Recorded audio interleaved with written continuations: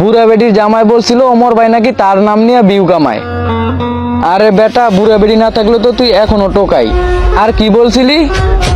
ওমর ভাই তোর নাম নিয়ে ভিউ কামায়। আরে বেটা, টিকটকে যদি ভিউ পায় 10%, ইউটিউবে পায় না 5%। আর ওমর ভাই ইউটিউবে যে ভিউ পায় তার অর্ধেকও পাস না তুই টিকটকে। আর তোরে তো চোষে না ইউটিউবে। আর তুই যদি কোনো জেলায় যাস, পাবলিকের মুখে শুধু বুড়া বেটির জামাই আর তোরা মাইর দিতে আসে। আর ওমর ভাই যদি কোনো জেলায় যায়, পাবলিকের মুখে শুধু বিগ ফ্যান শোনে। আর যোগ্যতা তো কমেন্ট বক্সে গেলে দেখা যায়। তোরা পাবলিক এখনো টোকায় বলে, আর ওমর ভাইকে ব্র্যান্ড বলে।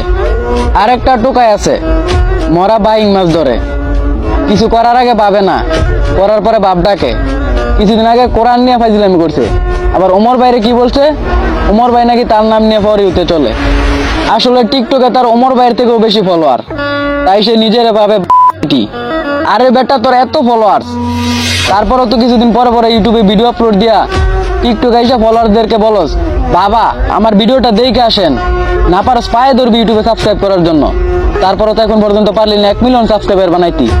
আবার বলস ওমর ভাই নাকি তোর নাম নিয়ে ফর ইউতে চলে। আর ওমর ভাই যদি ফর ইউতে তোর নাম নিয়েই চলতো, তারপরও তো এখন পর্যন্ত একবারও তোর মতো এসে বলে নাই আমার ইউটিউব চ্যানেলটা সাবস্ক্রাইব করে দিয়ে আসেন, আমার ইউটিউব চ্যানেলের ভিডিওটা দেখে আসেন। আরে বেটা, ফাল পারলে টিকটকার হওয়া যায়, ইউটিউবার না। আর যারা এই ধরনের টোকাইয়ের সাথে ওমর ভাইয়ের তুলনা দেও, তাদেরকে বলতাছি আগে যোগ্যতা দেখা তারপরে তুলনা দেও। এই ধরনের টোকাই অলওয়েজ টোকাই থাকে, আর ওমর ভাই অলওয়েজ ব্র্যান্ডই থাকে। ওমর ভাই কখনো নিজের ব্র্যান্ড দাবি করে না, পাবলিকে বলে।